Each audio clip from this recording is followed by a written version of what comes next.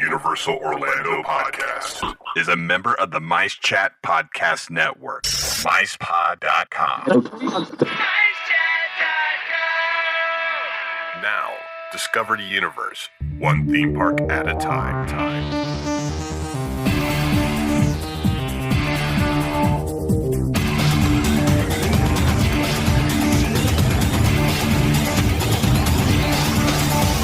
Greetings, Universal fans! This episode was made possible by Fairy Godmother Travel and the Producers Club. So let's join the gang as we discover more about the Universal Orlando Resort, as well as Universal Studios Hollywood, Japan, and Singapore. Hello everyone, and welcome to episode 128 of the Unofficial Universal Orlando podcast. I am your host, Lee, and joining me as always is Tracy. Hello. And Darren. What up, Internet? And Hunter. Sup, yo? That's mine, you stole mine. And you didn't get to use it, so I said, hey, fair game. I got told off for using it. And also joining us is fellow mice chatter, Mr. Sam Gennawey. Hi, Sam. Hello, I'm way too old to start using hip-hop phrases in my welcome, so I'll just simply go back to aloha. I like it. Well, it seems like we're jumping on the bandwagon because everyone else has already had Sam on their show to talk about his most recent book. And we were the last ones, even though we've been talking about having you on the show for quite a while, haven't we, Sam? You haven't, and you're not the last one. I hope you're not the last one. Yes. I hope somebody else will invite me on their shows. No, this is the one I've been waiting for my entire career. This is the one that I've written 3 books just to be here with you today on this lovely day. Well, the book... The Rocky music swelling up. Exactly. Well, the book in question is Sam's latest book, and that's Universal versus Disney, the unofficial guide to American theme parks' greatest rival, which we're here on the show. We like to talk Universal versus Disney quite a lot, don't we? Yes. Yeah. Yes, we do. So, first off, Sam, for anybody who doesn't know who Sam Gennawey is, who are you? I am an urban planner who had a great deal of fascination with theme parks, World's Fairs, that sort of thing, and I've now become the author of 3 books. The first is Walt Disney, and all of them are available for sale, so please buy them. All available for sale on Amazon, and 2 of them are audiobooks. The first is Walt Disney and the Promise of Progress City. It's a strange little urban planning book that looks at the way that Walt Disney was able to create environments that really respected people. His Hollywood studio or Burbank studio, his house, the amusement park that he built in Anaheim, the city he was going to build in Florida, the ski resort he was going to build in the Sierra Nevada mountains, and the college that ultimately did get built called Cal Arts that reflects his philosophy as well, too. So that was the first book. The second one was the Disneyland story, the unofficial guide that goes on and on and on and on. And that's a biography of Disneyland, and it really looks at Disneyland as a person and how that person grew up, and that was spawned by a conversation I had with Walt Disney's daughter, so it was a very fun book to write.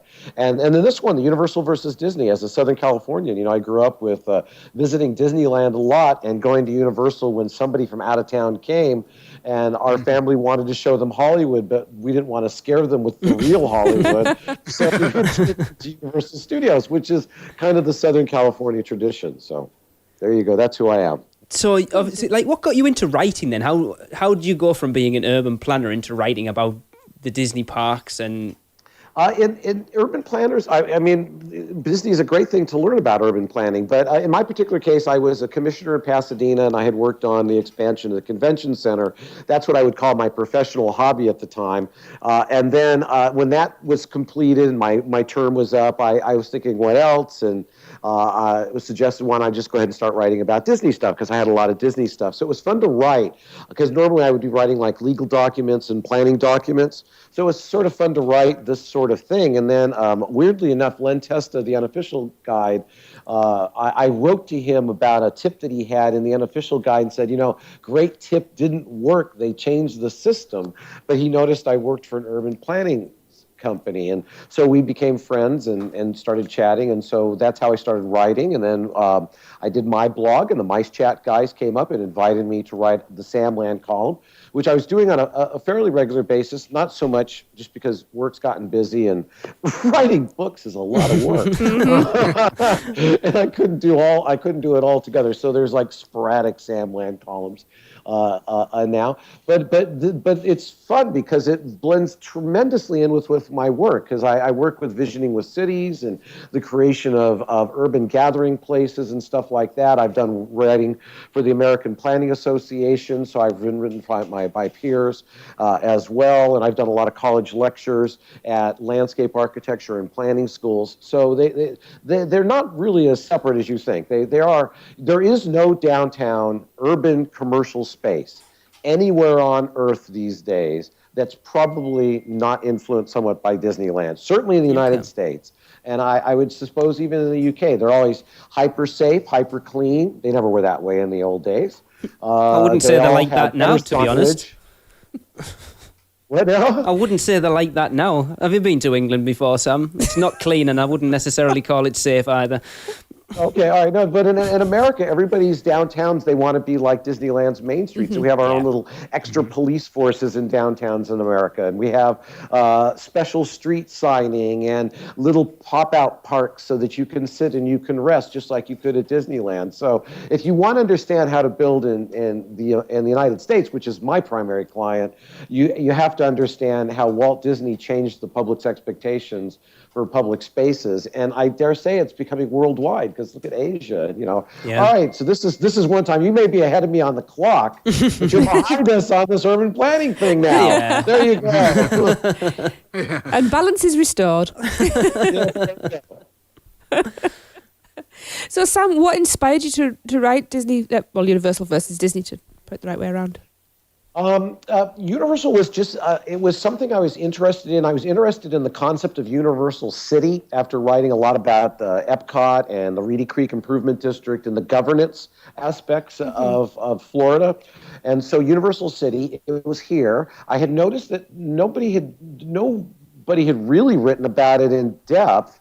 And then also the publisher suggested it as well too. They thought this would be a good topic. They suggested Walt Disney World, which I thought was really too big of a topic. I couldn't quite find that right angle that becomes a book that I wanted to write. Other people kind of done that. And then Universal was something, it was interesting to me because I grew up in Southern California, and for your listeners who are from Southern California, you would remember this. Universal really wasn't anything. You went to Disneyland, or you went to Busch Gardens, or Knott's Berry Farm, or Japanese Deer Park, or Lion Country Safari. You went to these places before you went to Universal. You generally only went there when you had out-of-town guests. So it was a piece of LA history that over time I think had gotten a little lost. Also, Universal's gone through 75 owners? Some not quite that many, about half a dozen owners. But unlike Disney, which has retained not only a fairly consistent ownership, but a real retention of its history and exploitation of its history, Universal just sort of kind of buries it under the, that's the last guy, bury it. And then from a business level point of view, I think one can genuinely say that the momentum in the theme park industry right now is probably with Universal in Florida, not necessarily with Disney in Florida. And I was wondering, because that's a fairly recent phenomena. How did they get there? Is this something they planned? Did they trip into it? What was the motivation? So it turned out to be an utterly amazing book to write, because the easy story wasn't there right at the beginning. It took a little while to figure out what the hell was going on here. I'm sorry, what the heck was going on here? You can say hell, it's fine. Okay, all right. Well, it's Universal, so I can swear in Universal. This is true. Okay. This isn't Disney. That's right. No. And you'll ask me more questions, and I'll explain. Yeah, and you'll ask me more questions, and I can explain the what I believe is the core difference between the two. But keep going. What else you got for me?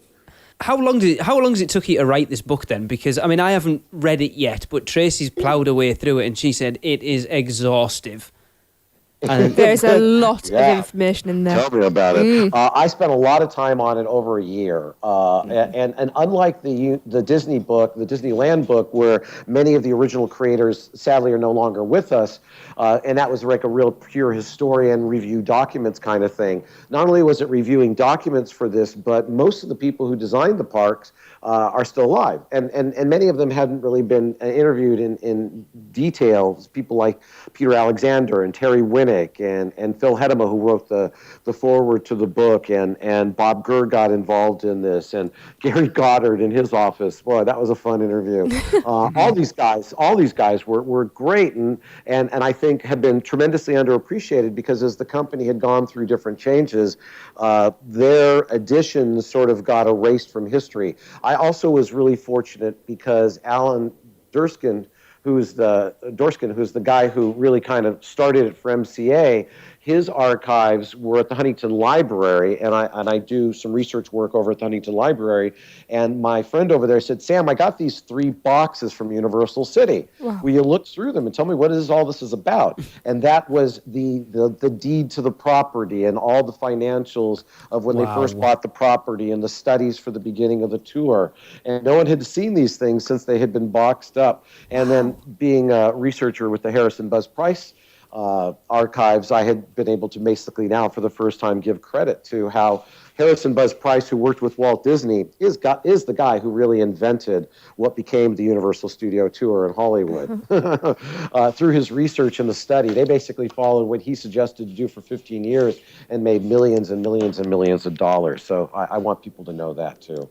I think that's the thing when it comes down to researching the Universal history. We found it a little bit when I've reached out to people for interviews on the podcast, that you're reaching out to people who haven't really had chance to tell that story. Whereas there's that many Disney podcasts and blogs and stuff that every Disney Imagineer is being interviewed to death. When it comes to Universal, they haven't had the chance to tell that story before. And when you reach out and give them that forum, they're ready to snap your hand off because they really want to tell that story. It's true, and it's important to understand right now, because the amusement park business, the theme park business is, I would say, over especially the example since 2010 when Harry Potter opened, is more looking like Universal than it's looking like at Disney.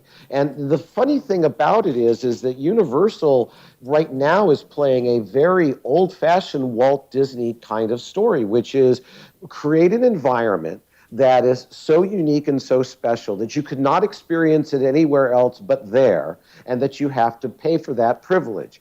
Then give somebody an e-ticket attraction, something that is such a wow that once you walk off of it, you have to tell your friends. Surrounded that by secondary attractions that enhance and support that theme, and retail that provides the opportunity to experience and take home that experience that you can't find anywhere else. And then put that in an environment when you touch the walls. And Universal's been great in creating these environments where Disney's been spending a lot of time lately in trying to create a new business model, more of rationing experiences to try to personalize experiences without necessarily adding that capacity. The real genius at Universal Studios Florida wasn't adding Harry Potter, the expansion of Harry Potter over there. It was building the Transformers first, so they get like 2,500 more people per hour out of the streets, shoved inside of a building, so they can stick even more people over at Harry Potter. I mean, that's good old-fashioned Walt Disney kind of how you run a theme park thinking. So I thought that was great. It is. I think we've commented quite a lot before that it seems to be that Universal are running their parks very much by the Disney playbook, and not just down to, like you said there, with the planning of the way the rides and stuff are. Just, I think, in general. To a certain extent, but they have been able to retain, and this is another person who really needs credit for this. The guy's name is Jay Stein. And Jay Stein's greatest tribute right now in the parks is the next time you're at Universal Studios Florida, which is the only reason Universal's in Florida, is because of Jay Stein. It wasn't Lou Wasserman or Sidney Sheinberg or his bosses. This is because Jay Stein wanted to do this. So if you really like Universal Studios Florida and Islands of Adventure, Yeah, Islands Adventure too, I'll say, because of Cartoon World. You've got to bow to Jay Stein, and here's how you bow to Jay Stein. You're in the Gramercy Park area of Universal Studios Florida, the New York themed area. Yep. There's that large pillar, the large pylon, and there's the Archangel Herald sitting on the top of it with the wings. The face of that is Jay Stein. I told Lee that fact last night. That's right. That's their tribute to him. Of course, Lou Wasserman, his statue, I think, is fairly well known, and he's got his glasses behind him, and they can take his head off in case it has to be actually filmed over there. And most of the other guys who design stuff, their names are all over the place. Like Barry Upson, who's the guy who created the actual tour at Universal Studios Hollywood and worked on all three of the theme parks. Barry Upson's name is Upson and Company over on the San Francisco side. So these guys' names are scattered throughout everywhere, which is a lot of fun. But Jay Stein, early on, the Universal never wanted to compete with Disney. They realized that was a losing proposition. They always wanted to be something different. They wanted to be something a little more authentic, and something a little bit more kind of makes you jump, because Jay Stein was a huge fan of the Universal monsters. And he recognized that what made the Universal monsters so magical and timeless is that we all as humans share the same emotion. When you're going someplace and you're doing something and you get scared and you get that, ah! And then you have that really fun little nervous giggle right afterwards. Yep. And it's very memorable. That's what Jay Stein was trying to get. While Walt Disney was trying to bathe you in reassurance that, the world is wonderful, Jay Stein wanted you to just sort of, pee a little. And, go, you laugh about it, and that's what you remember. So throughout everything of Universal, and even today, where Universal is at its best, is that there are these moments which became known as J-bangs, that you used to when you were going to draft up a show or a script or an attraction for them. You had to put these right at the front. That are those moments that make you go, oh, whoa, whoa. And you had to have a couple of J-bangs in there. And even today, that's the DNA and the difference, and that's the DNA between Universal. And as long as they retain those J-bangs and that kind of attitude, they will always stand out just differently, even as they become fantasy parks from Disney. And I dare say that's a sort of emotion people even today genuinely like. So, so there you go. There's the Sam Gennawey take on the difference between Disney and Universal as far as attraction design. Cool. It's interesting, I know, Sam, because I was listening to your interview on the Orlando Tourism Report today, and were you going to jump in there, Tracy? All right, every time you open my mouth, you speak. That's Sorry, okay. You carry on. No, it's all right. I can drag this up later. It's No, fine. carry on. You started. Go. I'm not doing domestic. That you talk about Universal being more like Disney and stuff in the way they take things on, but I think we commented on this the last time we were out there, and I've said it a few times before. I've never visited Disneyland, but I get the feeling that the Universal Orlando Resort feels like the Disneyland Resort, because you've got the two parks very close to each other, and then the shopping district with obviously Disney Village out at Disneyland, and City Walk in Orlando, then with a few hotels dotted around, and it's nice and compact. I mean, the rumour's been going around for a few years now of this potential third gate, and I actually hope they don't build it, because I feel that resort as it is, yeah, they talked about chucking a water park in, and we know there's going to be another couple of hotels, but as it is, I think it's perfect. I would have to agree with it. Well, part of it is that, and once again, we'll give credit to another guy, Barry Upson. Barry Upson is the one we can all thank as to why the 400 or so acres. And it is weird. At Universal Florida, it's a very urban park, and Lou Wasserman, who was running MCA at the time, did not want to buy any property in Florida, did not want to build a theme park or anything in Florida. He wasn't interested. He even had a study done the moment Disney's property opened early on, but Jay Stein convinced him, can I buy 400 acres? And 400 acres was the limit, because that's the size of Universal City here, and they weren't using all that property, so Lou Wasserman could never possibly imagine he'd need more in Florida. And if he could buy 400 acres pretty cheap, then yeah, go ahead and do that just because it's a smart real estate play. And they had money from the movie Jaws, so they had a lot of money to spend at the time. Universal Florida, because of Barry Upson, wanted to do a very compact urban environment because they had such a limited amount of space, and they were entitled, because there was going to be a shopping mall there, so they were entitled to a certain amount of cars going in and out, and that would get them freeway interchanges. So it's kind of like if they fit sort of the amount of bodies that were going to be there originally, they got a lot of benefits from the city and stuff, and the freeway, the transportation officials. So it's a very urban environment. Disneyland, as it expanded, it was out in the boondocks when it started, but it became a very urbanized area, so they were forced to try to create an urbanized environment. So yeah, there are a lot more similarities, but in the long run, the water canal system that Barry Upson had created to try to tie the whole facility together is absolutely brilliant. The fact that Disney's spending as much money on a bus system for a small city or a mid-sized city, and Universal's running 4 boats, and they're going to run 5 boats and a few buses.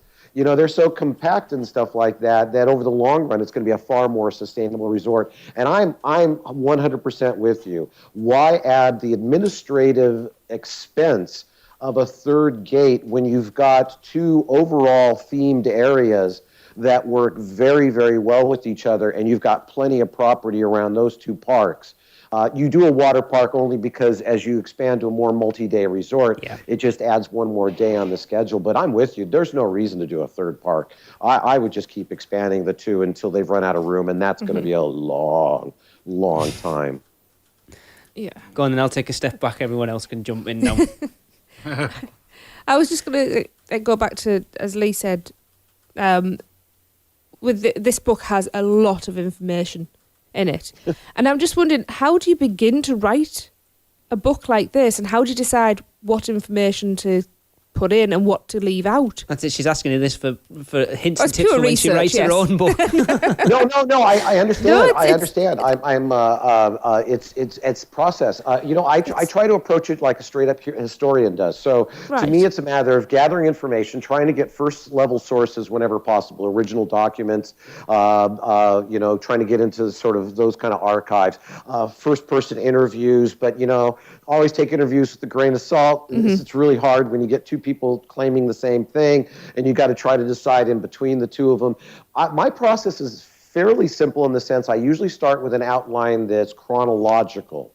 And then as I find information, I can break it up chronologically. And then if, for instance, there's one article that I'm reading or something that tells me things that happened in this year, that year, and that year, I can break the article up over the 3 years. And then after a while, you start at least getting a chronological narrative. Right. And that's, how people communicate stories, right? There's a beginning of the story, a middle of the story, and theoretically there's an end, although these books, they're never really quite an end, is there? No. Thank God. So I start with chronologically, and then as I go through that, I start to see where the story starts to gel out of that. So in the Disneyland story, the real transition was fairly early on, and that's why the biography thing worked, which was it was a very, very personal project for Walt Disney.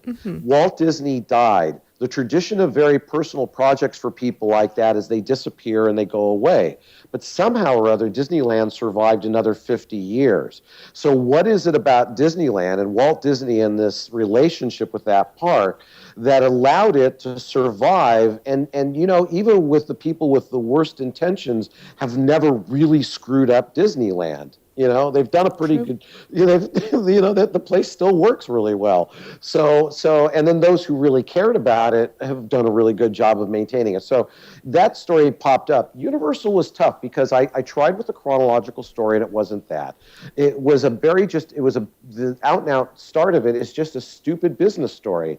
MCA's making most of the television shows for most of the TV networks in the United States. They're renting studio space. They need more studio space. They look at Universal City. It's cheap. They get it to lease it. It's cheap. The guy who's leasing it goes, you know what? They can't even make money at the commissary. I got to make $100,000 extra out of the commissary. How do I do that? He's having lunch. He's seeing tour buses drop off people at farmers market. That's it. I'll have tour buses drop off people at my commissary. They love Hollywood. They'll go at 2 o'clock in the afternoon. They'll think they're going to see stars. It'll be great. And they were already having buses driving through there a little bit anyways when he ended up taking over the place. And it all started really ultimately because it made money for the commissary. And because they made money there, they figured they could make a little bit more money. And it turned out to being a thing where we can make some money, but as long as it doesn't get in the way of what we're really supposed to be doing, which is MCA, the mighty company, then we're okay. And then it turned out to being the world's greatest industrial tour and was making money left and right. So and that's when the story started hitting me that this was it was one story, an industrial tour. And then something happened to turn them from being an industrial tour company into a theme park company. And that was not where they wanted to go. They loved industrial tours. They were doing bus tours of Washington, D.C. at the time. They wanted to do the Kennedy Space Center tours. MCA was running the hotels in the Yosemite Valley for a little while. Most people don't recognize that. Lou Wasserman loved SeaWorld. Oh, my God. He wanted to buy SeaWorld so many times because he loved SeaWorld because SeaWorld was everything that Disney wasn't, per se, because it was about fish and mammals and stuff like that. So he could have something that was in the same sector but wouldn't compete directly with Disney. So that's a long answer to your short question. But you just have to sort of sit it in front of you like a historian should, and the story should come rising out of that and say, I'm the thing that's important. So this story is ultimately about Hollywood moguls doing what Hollywood moguls do, which is just making big decisions because they just want to show the other guy they're a bigger guy. And that's the whole story. And throughout from the beginning to the end, it's all about, I'm a bigger deal than you are. I'm a bigger deal than you are. Even today, the story is, I'm a bigger deal than you. You shouldn't have let me go. Look what I'm doing. So there you go. Cool. Right. Well, we'll take a quick break. And then we'll be back for the rest of Sam's interview.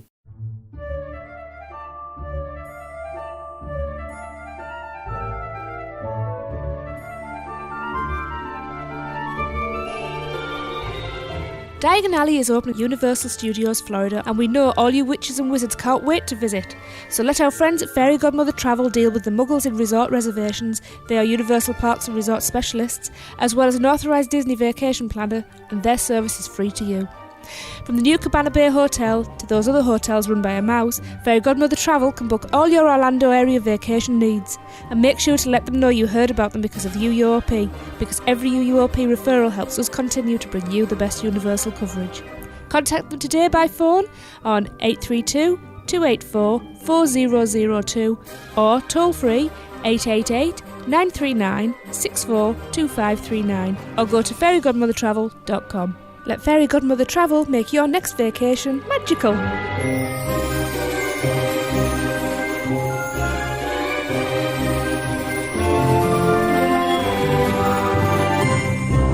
We now return you to your regularly scheduled programming.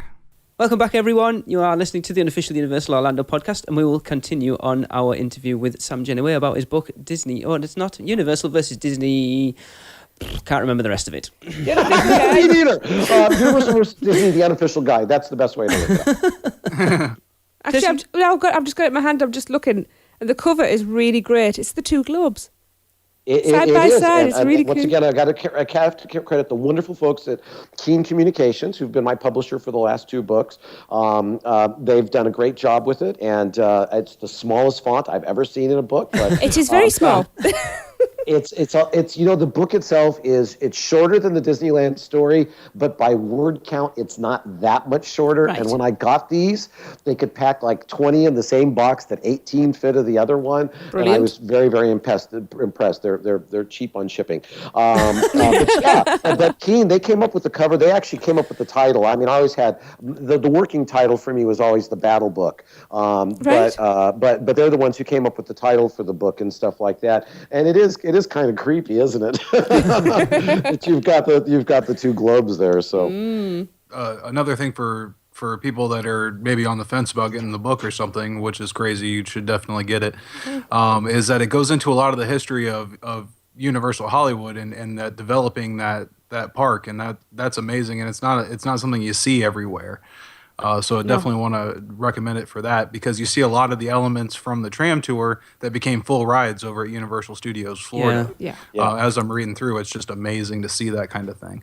It's quite interesting when you look as well, because you look like Disneyland was built as a theme park, whereas you look at Universal Studios Hollywood and it started as something else, and now they're building it into a theme park. Yeah, it's the real genius of I'm sorry, I call him Albert Dorskin and Buzz Price. I think I pronounced his name wrong in the first half of the show. Albert Dorskin and Buzz Price. The real genius for them is, at the time, if you think about the Hollywood, and this was another really fun thing, because I'm now like completely hooked on early Hollywood history now, and how it's changed the physical environment in Los Angeles because of this book. In early Hollywood, in these days in Hollywood, most of the back lots were becoming torn down and becoming something else. So MGM's back lot was completely decrepit. 20th Century Fox had given up on their back lot, and they were building a giant complex called Century City. And so the idea of a back lot, a Warner Ranch, was becoming a office complex as well. The idea of big back lots was disappearing, and somehow or other, MCA was clever enough to figure out a way of retaining back lots for production, yet still being able to monetize it as a tourist attraction and not let the two get in the way. And that's, for the first 15 years especially, that was the main thing, was, production was always going to be the most important thing. That was most important, is to make sure you never got in the way of production. You had to skirt a circle around it. And it was terrific, because in the first couple of years, it must have been, it was amazing, because MCA was producing 16 hours of primetime television over the 3 networks every week.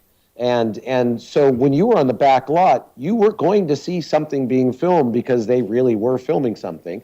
And for the first couple of years, as it was described to me by the early tour guides, it was like you were with your best friend, you hopped the fence of the back lot, and you could go wandering around wherever you wanted to. And that's how they did it. If the set was empty and they weren't doing production, you could just take your tour group right into that set and walk them around that set. So it was very, very much a sort of real behind-the-scenes tour, especially for those first couple of years. I have to say, reading about the early, the beginnings of the tour and how they developed the trams and things like that, I did actually find myself laughing out loud and scaring the dog when you were talking about how they test it with the secretaries. And it broke down. So the 60 angry secretaries marching back to their offices. Yeah, the story for this came both. I had read this somewhere a little bit, but then Barry Upson, who was there, we were just cracking up about this. They were testing the trams, and the trams were designed by Harper Goff. In fact, a lot of early Disney people were working on Universal Studios tour. Jules Stein, who owned MCA, and Walt Disney were best friends. They were really close buddies. Walt Disneyland would have been Universal Studios if Walt could figure out a way of showing people how movies were made. He couldn't, so he gave up and he created a fantasy park instead. So the second the second general manager for Universal Studios was Ed Edinger, who was the first marketing director of Disneyland. Harrison Buzz Price worked for Walt Disney as a consultant. And Barry Upson had Harper Goff, who designed much of Disneyland's Main Street and created the idea of Epcot and stuff like that, the theme park, and he created the trams. And they underpowered the trams initially, and there's a real steep grade, and that's the same hill today, called Firehouse Road. It used to be longer. It used to go down further. But Firehouse Road, that hill that's there today that you go down, used to be a hill where they thought in the original tour the tram was going to go up towards what was going to be in the future, the little village that's up there. And Barry said, this isn't going to work. This thing's like a couple of cylinders short. And they're going, wow, this is what we got. So there's these little 6-cylinder trams, and they're slowly truggling up the hill, and they wanted to get a count. So they had all the secretaries that were working in the absolutely beautiful, relatively brand new MCA World Headquarters. Now, think of this. This is madman territory. This is early 60s, ladies with huge pumps wearing those little sweaters with the big hair that were secretaries to the world's most powerful entertainment company, working in easily the most luxurious office of any Hollywood company anywhere in Los Angeles right now, going up the tram, which they were enjoying until it stalled about 2/3 the way up. Oh. And it wouldn't move, and it wouldn't back down because it had multiple cars. So they had to go walk down a very steeply graded dirt road in their heels back down to their offices. And no, that's why they're now 8-cylinder trams that were done before they actually opened up to the public, because they realized those didn't work. You can hear the grumbling when you talk about that. You can just hear it. but MCA was making so many trams that they actually formed a company. They bought Minibus, who built their first trams, and they were manufacturing trams for tourism bureaus in Honolulu and Washington, D.C. So they were in the tram building business there for a while too. That was really strange learning that. Yeah. That's cool. So you've obviously sat and talked to a lot of people that, quite honestly, Sam, I would love to have on our show, because I am so interested in the history of Universal and stuff. Who was the best interview you did for the book? Oh God, I can't say that. No, you can. No, they don't listen to this. They were all great. They were all great because they were all generous with their time in virtually every case. I kind of went to them to meet with them. So like Peter Alexander was in Florida and Terry Winnick in Las Vegas, and Gary Goddard was working both coasts, but he was in LA at the time, and went to his office. That was fun because we're in his office, so he has a great collection of stuff. And so as he was talking about stuff, he'd go, "Hey, let me go ahead," and he'd pull out something and shove something in front of me and stuff. And that was fun because we had a lot of the stuff in front of him. Terry Winnick was great. Phil Hedema was absolutely, he's terrific. He wrote the foreword to the book. What can I say? I would love to talk to Phil. He was utterly fascinating and generally one of the tallest human beings I've ever met. Okay. So if you ever meet him, it's like he's huge. But they were all great, and to a person, they were all very, very proud of their work that they did in Universal, and in many cases, they felt that some of their best work, and all of these guys had gone on to amazing careers, doing other things that were just incredible. So they took that experience and that energy, and they had wonderful stories because unlike Disney, maybe more like early Disney, but unlike the company they've grown to, throughout Universal's history, it's always been a very small number of people who made the decisions. Yeah. And then a lot of it's the same people in and out. And they kind of come and go because the politics at Universal were more similar to a Hollywood studio than the sort of coddling atmosphere that I think one thinks of when they think of of the Disney company. Mm-hmm. And they're genuinely proud, and they were almost to a person not only talking about their contribution, but making sure that I give credit to other people that they worked with who did things on the projects they worked with. So that's why I'm so fortunate in the book that a lot of people get a lot of nods to stuff, because everyone who told me stuff said, I worked on this, but it was this guy or this woman who really did that, and you got to get that in there and stuff like that. So they were very big in me trying to get the stuff into the record of who contributed a lot of these things, and many of those people are still active in the industry right now. Yeah, and I remember we interviewed William Kidd, the guy who did a lot of the music for Islands of Adventure, and he was very much like that. It's like, I don't want to take all the credit for it because so-and-so helped me a lot and he was my mentor. But so we found that to an extent. Yeah, and then I thought that was really refreshing, and it was also too kind of fun because a lot of the guys sort of came and went. They had their arguments and they would go away, but then they would come back again because the challenges were so incredible, and it was fun. The one person I genuinely wish that I could have interviewed, he is around. I tried would be Jay Stein. Mm-hmm. I want people to recognize that if you really love Universal Florida, and I think if you really love what Universal Hollywood's going to churn into, we all need to give Jay Stein. He was kind of the Walt Disney of that brand, and his DNA is still in there, and his attitude, and he was a very colorful boss, as those who will read the book will discover. Yes, that certainly did. But he was, these great things. generally happened because there was a strong personality that were able to set the precedent. And Jay did that. And even the current management, which has done a wonderful job, you can still see that influence from what this guy did and how he fired up all these creative geniuses that worked on his parks. So he's another one I want to really give a shout out to in this whole process. Definitely. Cool. I mean, it goes on. You say that Universal seems to be a small company. I still think it seems to be that way now, because a lot of Disney fans and bloggers and stuff complain that it takes forever for Disney to get anything greenlit and then get it going. You know, you take Avatar Land, for example. It was announced think of it nowadays, if I'm not mistaken, now won't Pandora open before the movie? Yes. Yeah. They delay the sequel? Yeah. But it's like, I think it was announced in 2003. Yeah. Yet Kong, question mark, hasn't even been announced. Yeah. And we're potentially looking at the end of this year. The rumours seem to be around for it opening, and they only started it Darren, when did they start clearing that land for there? What about the middle of last year, right? So about 6 months ago. I didn't know they were doing anything about Kong. Oh, yeah. I'm an historian. I don't speculate to the future generally.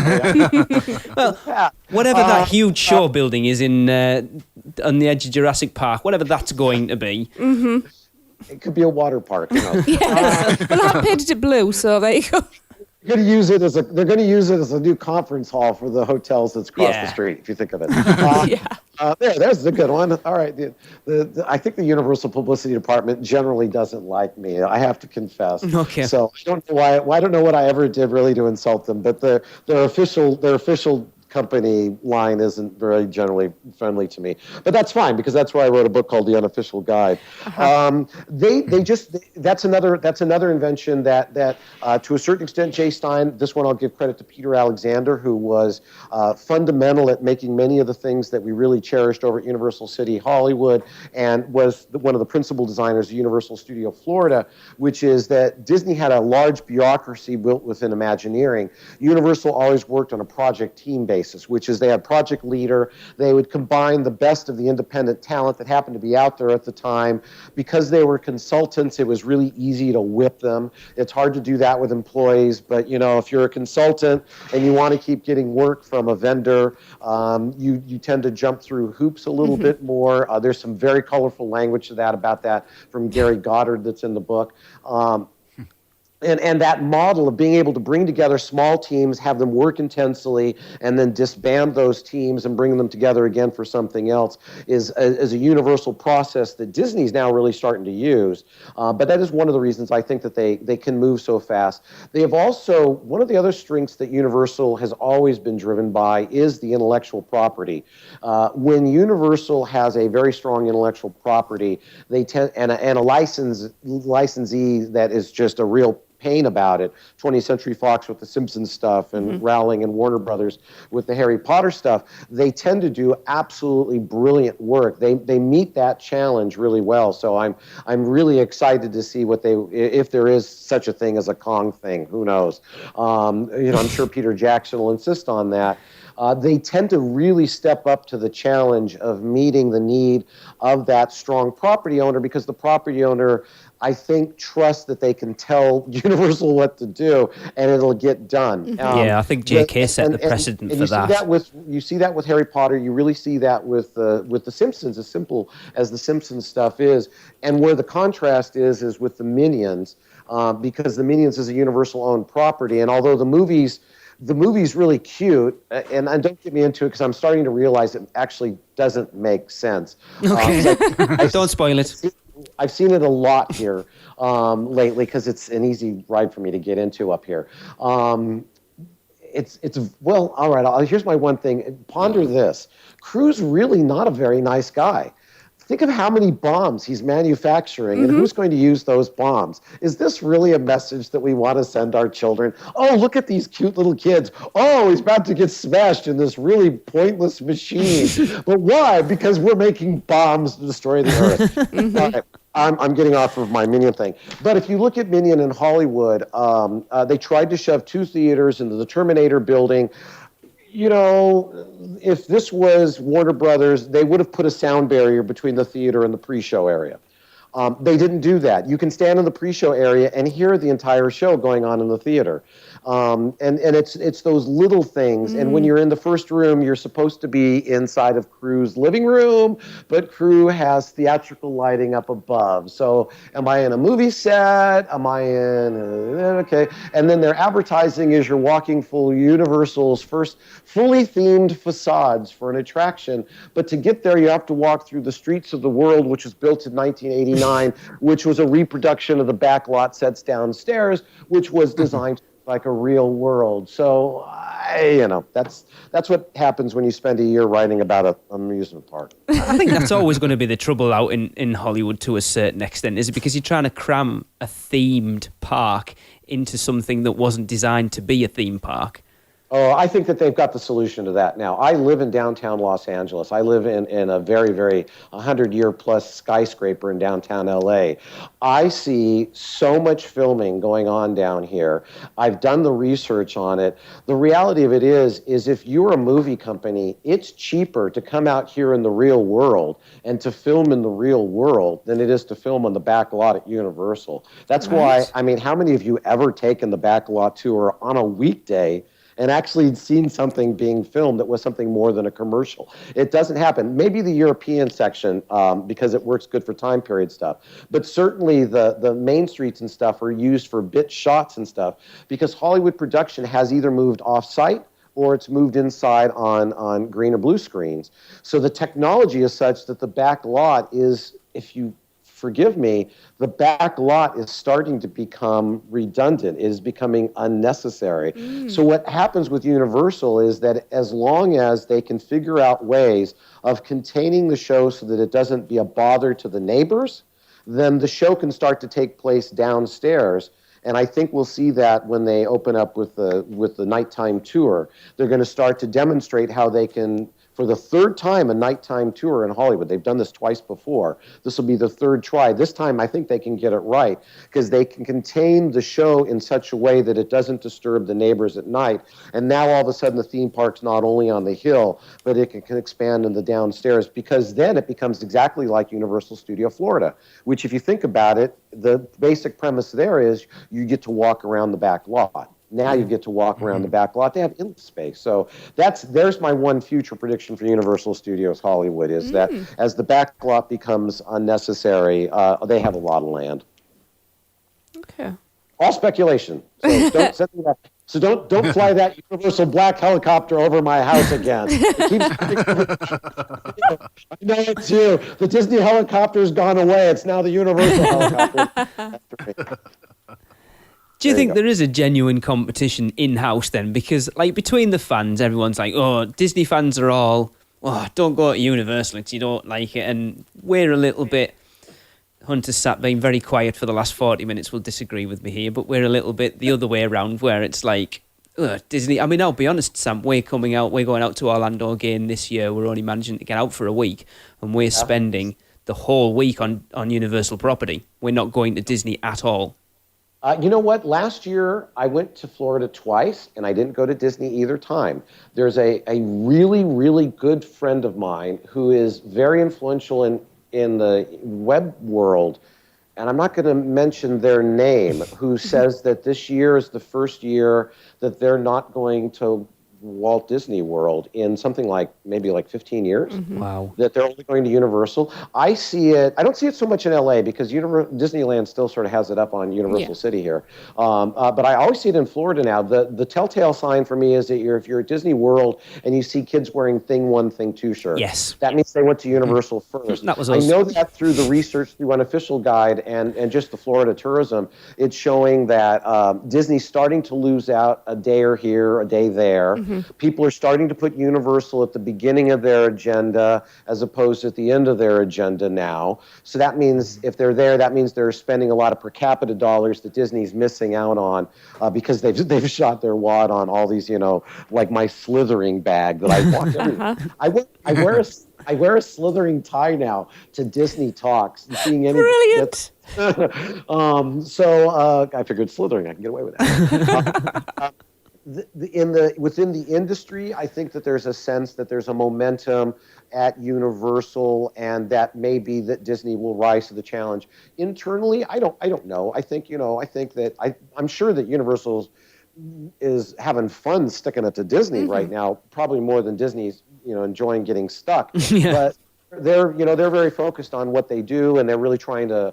I do believe that there's a sense within their management that they just want to play a different game than Universal. Universal's playing. They're fighting the last war. They're fighting the war to compete with Walt Disney World, and that maybe the Disney management is just trying to change the whole Disney World experience to something else that's a new generation, and then they'll just Universal be one step behind. That would be my speculation. But I think Disney learned a lot about with their cruise lines about how to contain people in a space and in an environment where they walk away and they just absolutely love it and are more than happy to pay a premium price for the experience. And you hear always, I don't know about cruises, but people who ever went on Disney cruises, they seem to really, really love them. And if the Walt Disney World experience has that same sort of ultimate experience, and then the Universal experience is a little bit more old-fashioned Walt Disney World-ish, maybe the consumer is the one that's the real beneficiary of that. I was going to say it's win-win for us, isn't it? It is, and I think it's healthy. I think that I'm anxious to see what Universal does. I'm anxious to see how Disney steps up to the challenge, how they perceive the challenge. I'm fascinated by the fact that Walt Disney World's a very suburban environment, laid out. This is the urban planner in me, laid out in a very suburban way, and that Universal is a very compact urban environment. And which of the two environments is a more sustainable environment over the long run? It'll be interesting. That'll be very, very interesting to see. All I know is that if I was Steve Burke at Comcast right now, I sure wish I had that 2,700 acres that Vivendi sold off a while ago, because then I would have been able to have my parks connect all the way over to the convention center. Yeah. And I'm sure that if he could step into the Back to the Future time machine again, that's the exact date that he would set that thing to. We'd have all that acreage. I think the thing is, when you look at like Disney and Universal, it's like Disney haven't done anything really for like 10 years, yet they've still seen growth every year. And Universal are working their asses off. And they've seen some real growth, but they still haven't taken over as far as like any sort of market share from any of the 4 Disney parks. Well, I think that one could argue in Universal's case that it may be just amount of time of underinvestment, that maybe they've been underinvesting in their parks for a long, long, long time, which I think is a very easy thing to argue, because between Vivendi and General Electric, neither of those two companies really invested a whole lot of money in those things. They were pretty secondary businesses for those two organizations. Ultimately, those organizations went, theme parks. Oh, cash flow. Okay, well, we like the cash flow, and that sort of thing. And let's all applaud the fact that General Electric was running Universal when the Harry Potter came up, because that's what allowed, I think, Universal to win it. Is that Universal was at such a disadvantage to Disney, they could be more accommodating to Warner and Rowling, and quality control and consistency of theme was ultimately the most important thing for those vendors, and Universal was able to deliver that in such a way. So it worked out well for everybody there. I don't exactly know where that all was going, but Anybody got anything else? I was just going to ask, obviously when you're doing your research and you're getting all of your facts and data together, there'll have been some things that you didn't know about. Was there anything that was a great surprise? Oh, on the Universal book, a lot of it was, because I'm not. I grew up with Disneyland, so I could kind of have personal reference to it and stuff. And Universal, I didn't have quite the same experience with it, and certainly the Florida parks. So that was what was really fun of it, because it was sort of more of a blank sheet, so I had to verify facts. And I love it because I've gotten some reviews from like fanboys and stuff out there that get all like, oh, you spelled a date wrong. Well, of course, the book's 140,000 words. I'm going to get some of this stuff wrong, and I make corrections later on, But for the most part, everything's backed up with, I think, 750 footnotes and stuff like that. The real surprise to me, first of all, was really finding certain key people who deserved credit that otherwise I would have never known. So Buzz Price, in creating what was the idea of how the tour should work. Jay Stein and Barry Upson being the guys who, Barry Upson especially being the guy who implemented it, and then Jay Stein taking it over and turning it into something else. And then Peter Alexander and Bob Ward and Barry Upson creating Universal Studios Florida, that was designed to react against a big political fight between Disney and Universal, and stepping up to the challenge and doing a brilliant job. And then the whole cartoon world thing, which we didn't really get into here, but before there was Islands of Adventure, there was going to be a theme park called Cartoon World that was going to have Looney Tune comic characters and DC comic superheroes, so Superman and Batman, and Looney Tunes characters like Bugs Bunny and stuff. And learning about the rides and seeing the drawings and stuff for the rides that they had planned for their park, oh my God, it would have been incredible. So learning about those sorts of things. And then the biggest discovery was just learning that ultimately the history between the two parks, it's personal. That at the beginning they were cooperative. Eisner joined Disney, had gotten a little bit of a spat with Wasserman and Sidney Sheinberg and Jay Stein over at MCA. Steve Burke could have sort of eliminated all this if he was sort of running the Disney parks, but he isn't, so he went over to Universal, and I believe that Steve Burke is trying to teach his former colleagues a lesson on how you run a bunch of theme parks, and I would grant that Steve Burke probably understands this a bit better than some of the Disney folks, and he's demonstrating that with market share and momentum and creativity right now. So kudos to Comcast. I appreciate that Disney does a good job, and I hope that they step up to it, and I think that they are very capable of doing that, and I'm sure that neither of the publicity departments will ever talk to me again after this interview. So. Well, Sam, actually, I'd love to get you back on in the future to talk about the way those two parks are laid out from an urban planner's point of view. I think we've discussed it in the past about that happening at some point. I would love to get into that. It'd be quite interesting.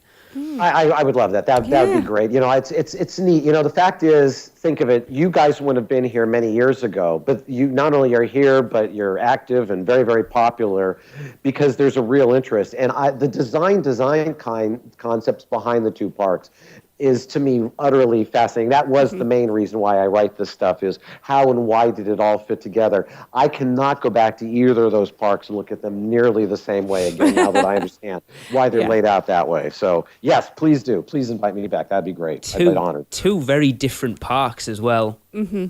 Yes, very, very. The purpose of the two parks, why they came about, the story about it, is very different. The history, that's why the whole Cartoon World thing will come up a little bit.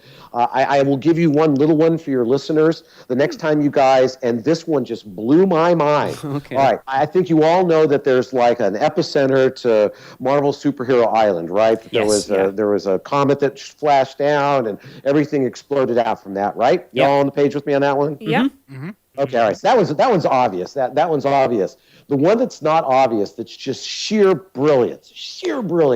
I think Dale Mason came up with this one, is what Phil Hellman told me, is that the cauldron that's at the middle of the playland that's in Jurassic Park, that cauldron that's at the middle of it, and you know how it kind of spirals out from the playland like a natural cauldron would do?